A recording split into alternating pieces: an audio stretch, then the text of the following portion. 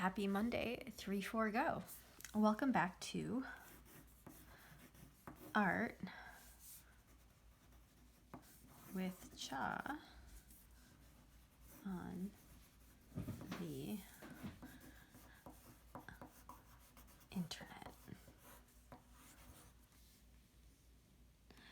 I did not get a ton of responses to the list of art materials that you have available, so I'd like you all to fill out the survey that I have made, even if you already sent me an email with the kinds of things that you have.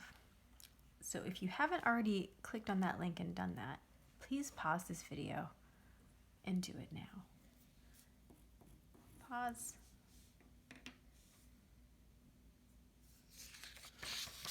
Okay.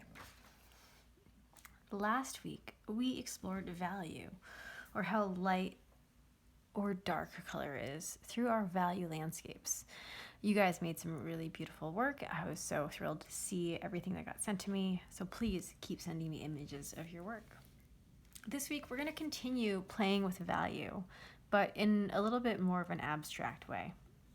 You're going to need paper, pencil, and something straight.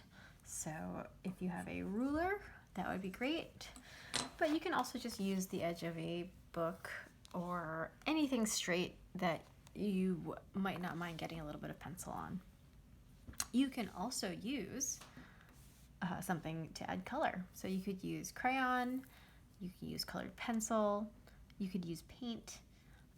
This week I'm going to ask you to stay away from markers, because those are a little harder to achieve different levels of value with. I love using rulers and traceable objects to divide a page into sections and then color it in. I do this exercise with almost every age group that I teach. While you're doing this exercise, I want you to really think about composition, the way that things are organized on the page.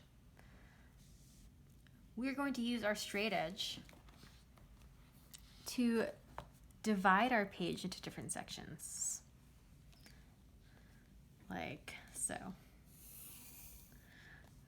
And while I'm doing this, I can think about composition. I can think about, how do I want to divide this page? Do I want a lot of little sections close to each other that are maybe parallel, like train tracks?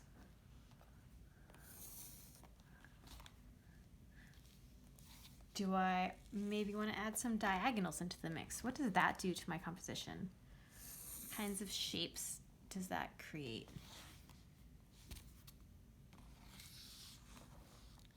So when you're doing this, be thoughtful with where you put these lines and how you divide and segment your blank page.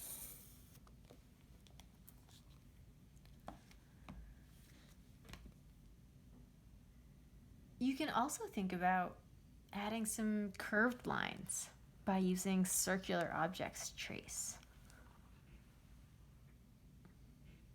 And how will that affect your composition? So a curved line is a lot more dynamic than a straight line.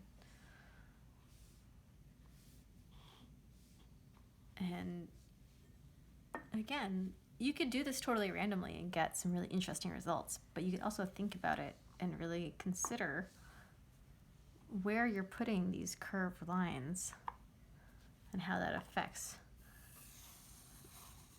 what your image looks like.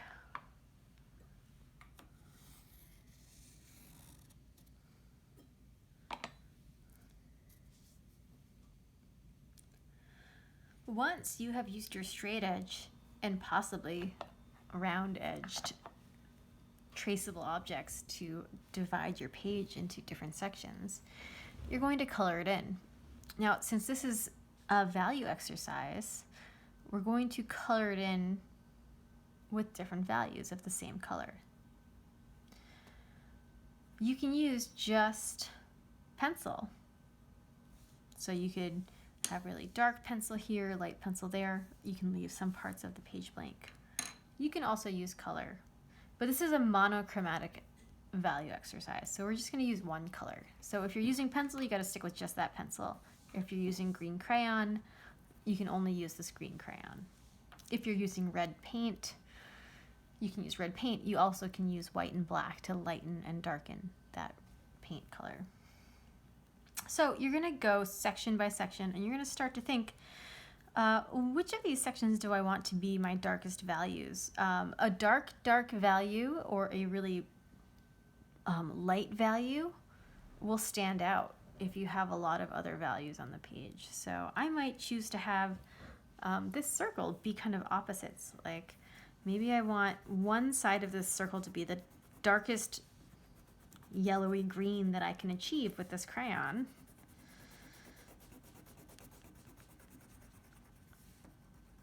While the other side, I'm going to leave totally white. It's going to be the lightest value of my page.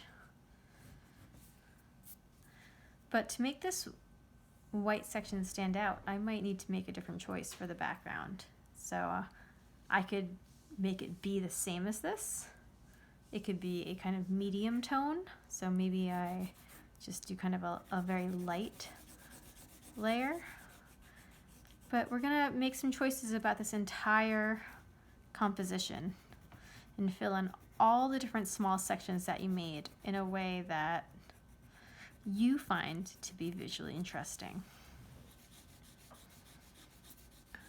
When you're coloring these sections in, you want to be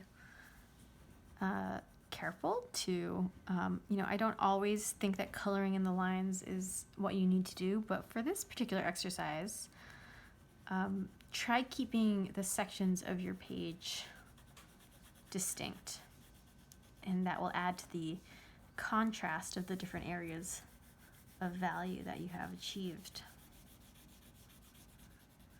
So this is a pretty big area, and I'm making sure that I keep a pretty consistent value across it. It's really easy to start coloring this section in and be like a lot darker here than it is here. So be careful to keep it kind of even across the way.